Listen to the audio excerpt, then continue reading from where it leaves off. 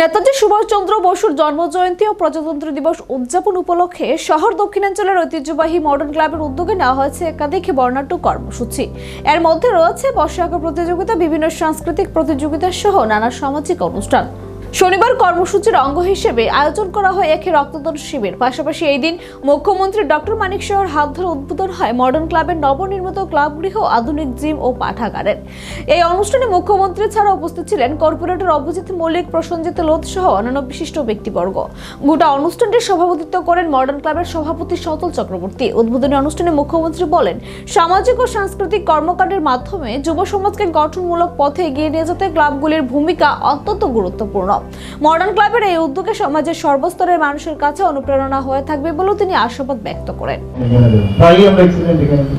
Immediately তার রক্তক্ষয় হয়, immediately তার রক্তের প্রয়োজন, এবং রক্তের জন্য কিন্তু মারা যায়। এবং এই রক্তটা যদি তার রেডি থাকে ব্লাড ব্যাংক, তাহলে কত সুবিধা হয়। আমরা যখন পেশেন্টের জন্য সার্জারি নাবি যদি দেখি হিমোগ্লোবিন লেভেল খুবই কম, বা ওইখানে সার্জারি করতে গেলে প্রচুর রক্ত বেরোতে পারে, আগের থেকে 2 ইউনিটস রক্ত আগে বেরিয়ে যায়। এর জন্য রক্ত খুবই ইম্পর্টেন্ট। এই ধরনের এটা আপনারা আজকে এখানে দেখেছেন, আজকে এই সুন্দর দিনে থ্যালাসেমিয়াতে রক্তের দরকার, ক্যান্সারে রক্তের দরকার, যখন আমাদের ডেলিভারি হয়, ডেলিভারির সময় সিজারিয়ান সেকশনে আমাদের রক্তের দরকার হয়।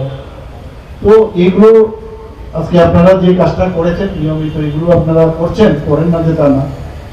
আর লাইব্রেরিও শুনলাম, একটা লাইব্রেরি উদ্বোধন হচ্ছে আজকে।